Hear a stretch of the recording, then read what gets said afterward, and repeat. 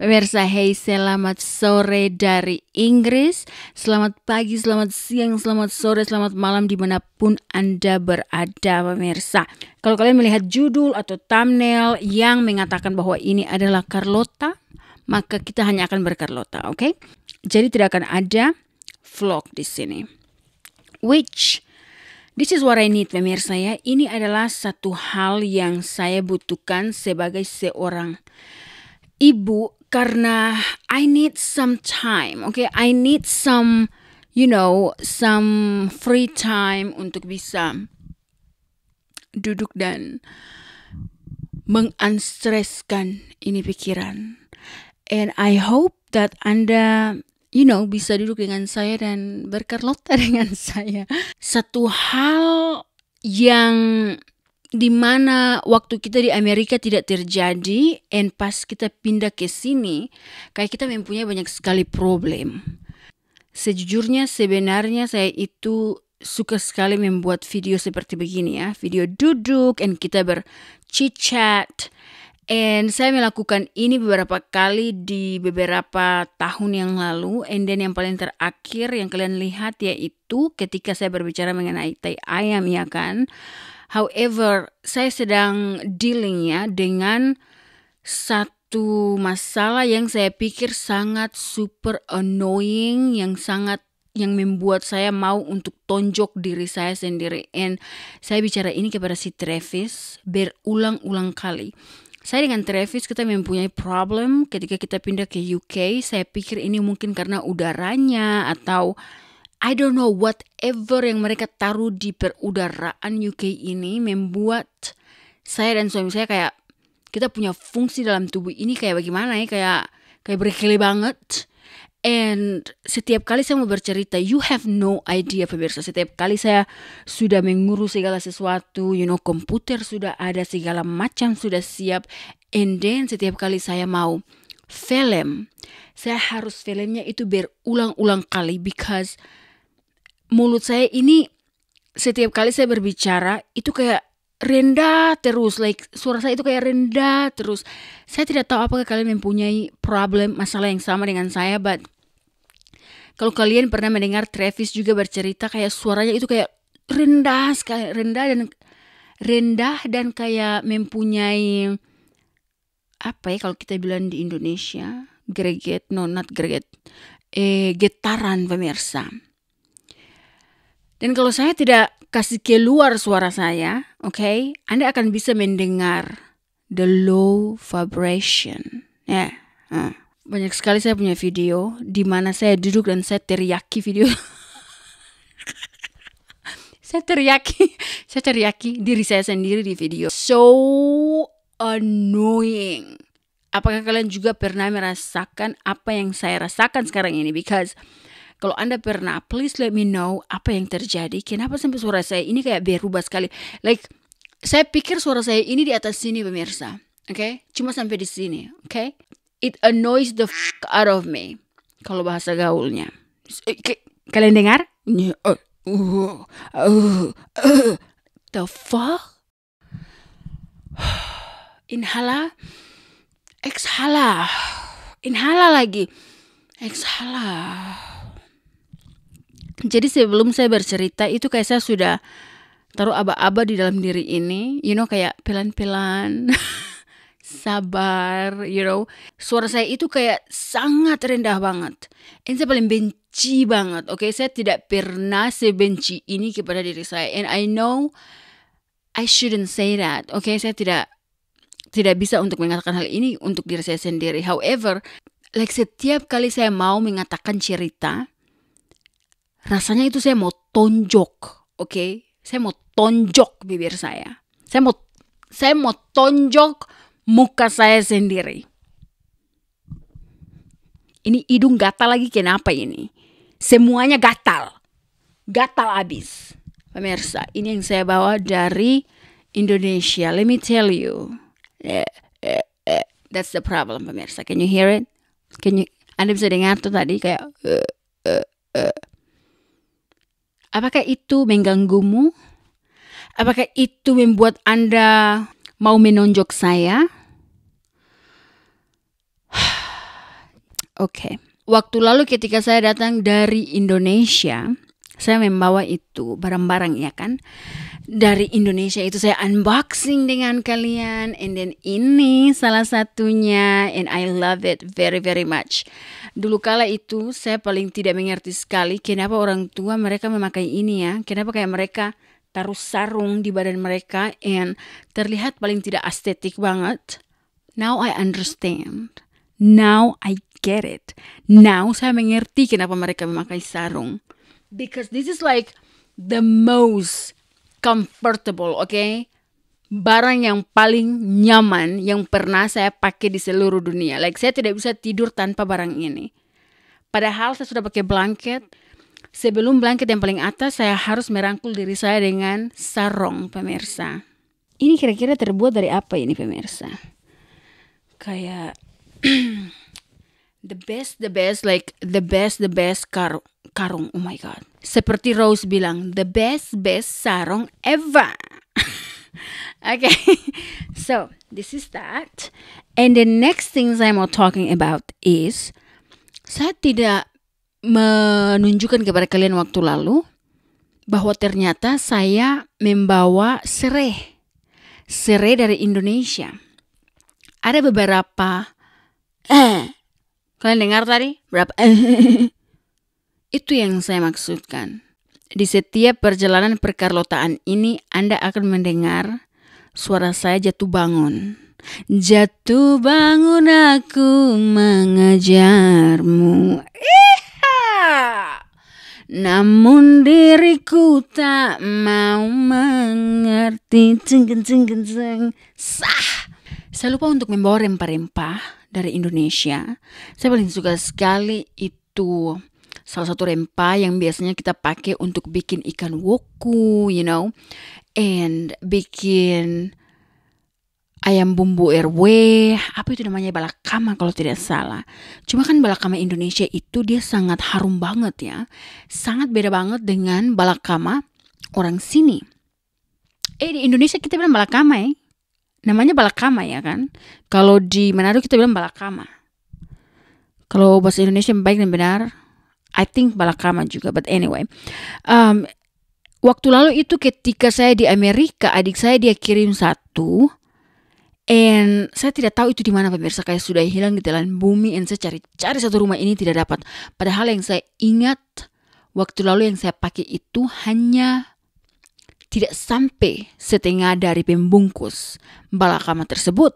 However, saya sudah tidak mendapatkannya lagi. Beberapa minggu yang lalu, saya minta tolong kepada adik saya untuk mencarikan saya rempah-rempah. Salah satunya yaitu balakama. So, ini balakama dengan tomat, you know, tomat-tomat Indonesia, pemirsa. And cabe. And dia sudah pergi ke post office. And mereka bilang, oh saya harus menulis surat apa tahu itu pokoknya aduh tete bengel lagi, pemirsa. Dan adik saya harus menulis surat deklarasi kah, surat apa tahu kah itu dia untuk dikirim. Yang mau dikirimkan adalah rempah-rempah biji-bijian yang look at the sun, yang kering, pemirsa. Dan saya sangat yakin sekali bahwa tidak akan ada insek, ya, binatang-binatang kecil yang mungkin bersembunyi di dalam situ. Karena saya yakin dan percaya bahwa rempah-rempah bijian tersebut, bibit, oh my gosh, bibit tersebut pasti sudah dibersihkan, you know. Tapi ya, I understand mereka mempunyai regulasi, peraturan. Jadi rempah-rempah tersebut kayak harus dikarantina. Saya pikir yang karantina itu hanyalah kayak tumbuhan-tumbuhan yang ada tanahnya, you know, ada akarnya. Ternyata bibit juga harus dikarantina. It's good to know, good to know. Saya harap tidak ada kelelawar-kelelawar yang akan bergantungan di sini, yang tersembunyi dan mungkin mereka ngintip. Nah, tadi saya sudah bercerita mengenai suara saya, iya kan? Kalau Anda yang punya jawaban, tolong katakan di komentar section. But ini mengganggu keberadaan saya setiap hari. And also, saya tidak tahu apa yang terjadi dengan tubuh ini, tapi banyak sekali hal-hal yang very yang tidak bisa untuk dijelaskan. Seperti kayak kalau saya sedang bercerita begini, tiba-tiba ada sesuatu yang terbuka di dalam sini, pemirsa. Apakah saya ini alien? Seriously, apakah saya ini alien? Kayak sementara bercerita toh, kayak ada udara di dalam sini. Kayak udara tapi terasa seperti air dan balon-balon. Ada di beberapa video sebelumnya itu, saya bercerita mengenai mulut saya yang seringkali ada bubble. Now that, pemirsa, irritates, okay? Bikin saya iritasi banget. However, sekarang ini sudah tidak ada lagi itu bubble-bubble. Which is nice by the way. Satu masalah dihilangkan, right? But this time, kayak saya punya tenggorokan ini, dia kayak terbuka begitu. Kalian pernah menonton itu film alien yang mulutnya kayak seperti begini? Dan dia terbuka seperti begini? Itu adalah tenggorokan saya, pemirsa. Cuma terbukanya itu kayak ada air. Dan dia mempunyai suara. Oh. Kalian pikir bahwa dia hanya terbuka seperti begitu? No. Dia mengeluarkan ini, as I'm speaking. Pemirsa, as I'm speaking, saya sedang bercerita dan dia terbuka. Like saya bisa merasakan keterbukaannya itu kayak begini. Oh my God, I'm alien. Saya pikir ini kayak keterbukaan tenggorokan saya ini mungkin dia mempunyai efek ke suara saya. I don't know.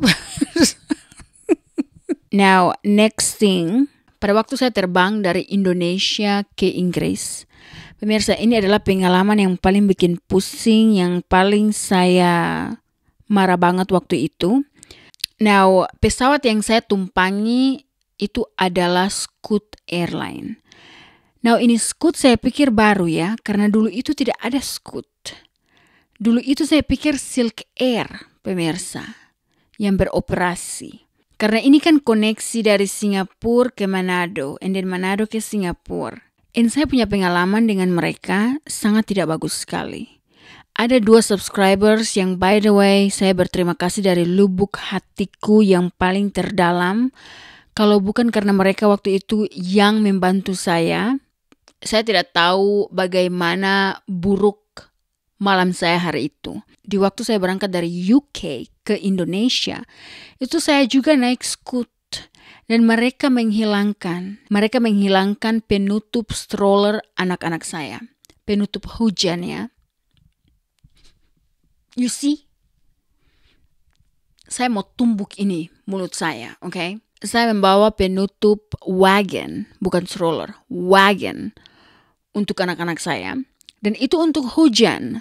Supaya nanti sebentar kalau saya di Indonesia dan pakai itu stroller, itu penutup akan sangat, berguna buat saya dan anak-anak. However, ini Scoot mereka menghilangkan saya punya penutup tersebut. And saya menghubungi mereka. Dan mereka bilang, oh karena Anda menghubungi kita sudah 5 hari. Kalau tidak salah waktu itu 5 hari atau 7 hari kemudian. Jadi mereka sudah tidak bisa lagi untuk menemukan barang tersebut.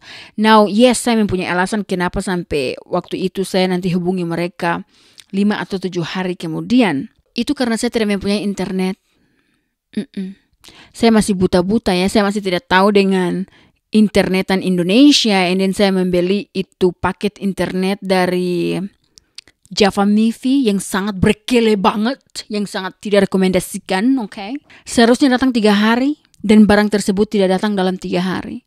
So saya tidak mempunyai internet sama sekali. Anyway, so that was a very stressful time ya untuk saya waktu itu. Ketika saya balik dari Indonesia ke UK, sama halnya saya naik Scoot. And this time, worse. Pemirsa, worse. Okay, lebih buruk lagi. Karena saya bawa ini stroller tuh. Dan saya bilang kepada mereka bahwa saya mempunyai 2 anak.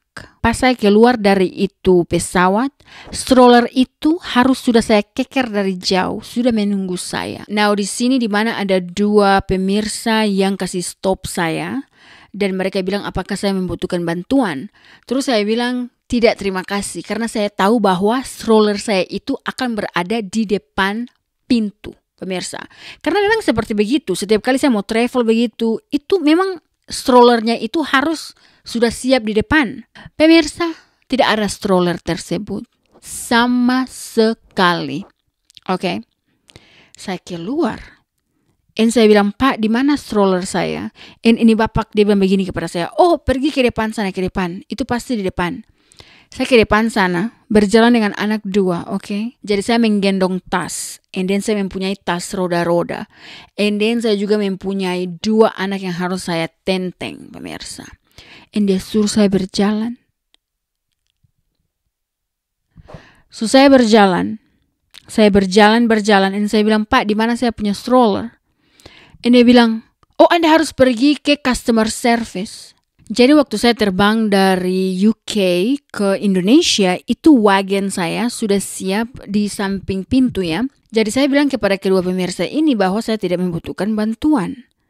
Cuma mereka berdua tidak tahu, mungkin Tuhan mengetuk hati mereka ya untuk menunggu saya. So mereka bilang, sini saya bawakan saja itu.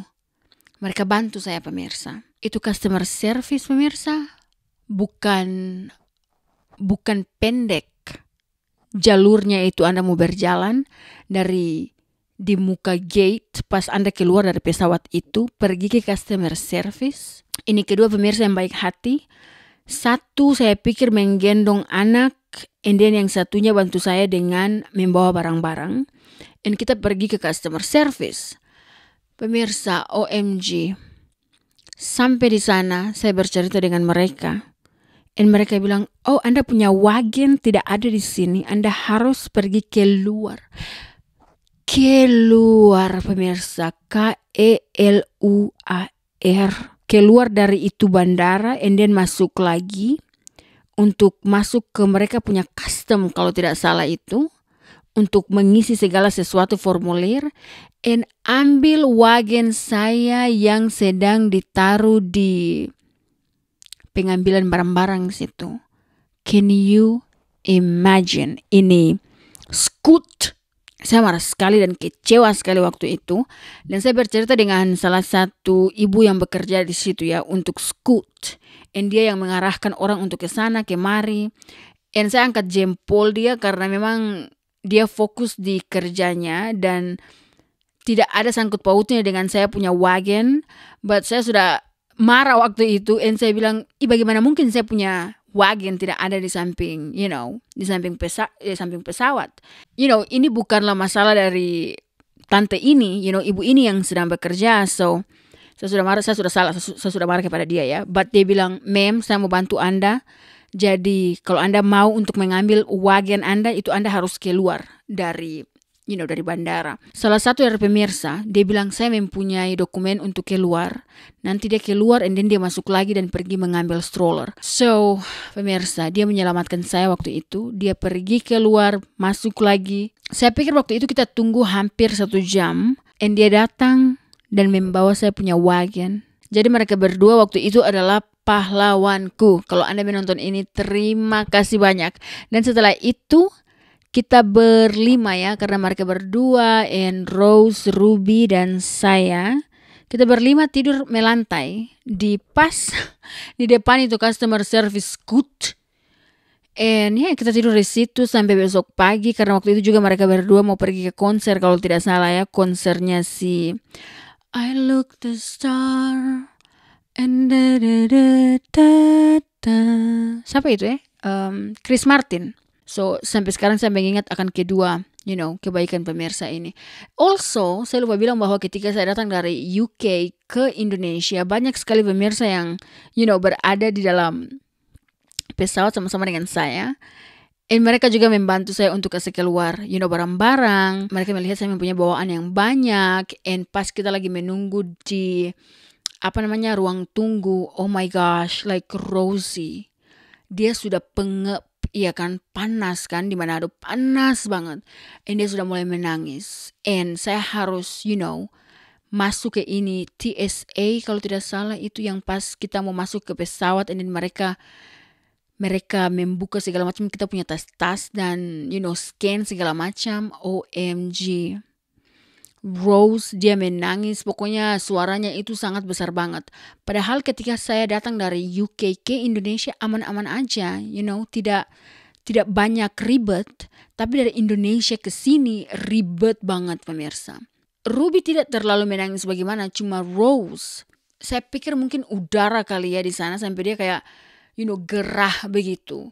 Pokoknya dia menangis, oke, dia menangis, namanya juga anak-anak mereka menangis. Tanpa ada apapun mereka menangis, oke? Sangat challenging sekali kalau Anda mau pergi terbang dengan anak yang masih kecil, apalagi Anda sendiri. So much to think, Anda harus pikir, oh my God, perasaan orang, apalagi di dalam pesawat. Oh my gosh, di dalam pesawat lagi, pemirsa. Kita waktu itu pesawat Singapore Airlines, oke? Again, ketika saya dari UK ke Indonesia aman, tentram, damai, tidak ada tangisan, oke? Tidak ada tangisan yang sangat merajalela di udara, tidak ada. Yes, kayak mereka menangis kecil-kecil, but nothing like super big problem itu, masalah besar itu tidak ya. Cuma dari Indonesia ke UK.